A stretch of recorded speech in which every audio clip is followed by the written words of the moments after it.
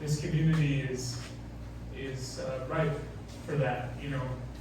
We all share a lot of time here in this space. We get to know each other, not necessarily in this kind of intimate context, but we play together, we laugh together, we cry together.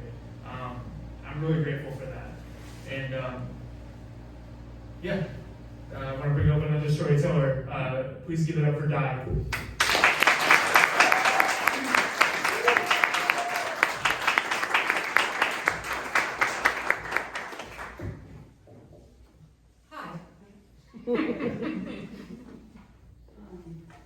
This story takes place in 1993. I'm sure that tells my age, but I think the huge font on it tells it more. I call this story George, the fish who demanded belly rubs. When people ask what I was doing at 18, I usually tell them I was navigating the twin terrors of college statistics and bad first dates. But the real shining star of my young adulthood was George, a simple orange fish whose life ambition was clearly to dismantle every preconceived notion about his species. Most fish are, let's be honest, the core. They're your aquatic wallpaper. They provide serene background noise while you try to remember where you left your keys. George was different. George was an extrovert.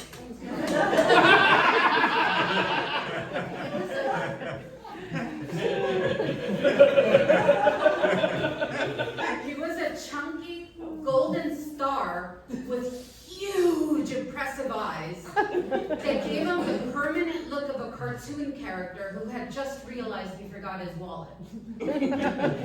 He was, to me, a gorgeous chubby ballerina whose stage was a 10-gallon tank.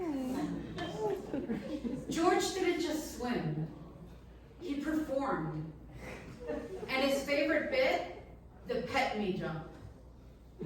If I walked by the tank, he wouldn't just glide over. He would launch himself toward the surface and hit the lid of the aquarium. He was like a miniature, disgruntled submarine breaching the water lines. The purpose was clear. He wanted a head scratch. And yes, you could actually pet him. You dip a finger in, and George would press his big, soft cheeks against your skin, absorbing the affection like a tiny, waterlogged golden retriever. If you stopped too soon, he'd jump again, sending a furious splash and a clear message. The performance is not over, human. This went on for years, until the fateful morning of the Great Gill Crisis. I found George floating listlessly near the castle ruin, his usual aggressive charm replaced by the grim pallor of a fish who knew he peaked too soon. Panic set in. This wasn't just a fish, this was George. My dad, bless his heart, immediately sprang into action. Get the dog away! He barked, grabbing the phone, while I fumbled for a large blue plastic container. Papi was already on the phone with the only place that could help, an exotic pet vet an hour away. The conversation, which I only caught snippets of, was legendary. Yes, a fish. A goldfish. No, not that yet. Wait, fish CPR with the straw? The vet, surprisingly calm, had given us instructions that sounded like something out of a low-budget 80s movie. George, it seemed, was suffering from oxygen starvation around his gills due to illness. He needed to manually force oxygenated water over them. My dad, the hero of the hour, carefully scooped up George, now wrapped in a terrifyingly still towel, and placed him in the Tupperware, which was half filled with tank water. Then he grabbed a drinking straw.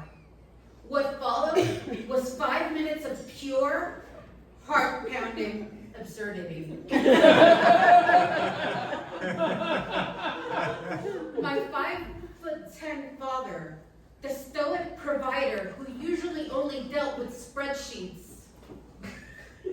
knelt on the kitchen floor, straw plunged in the water, and began blowing. He was effectively performing mouth-to-gill resuscitation on a chubby fish named George. The water bubbled furiously right next to George's motionless head. Dad's cheeks puffed out with effort, his brow furrowed in concentration, kind of like me, because I look just like them.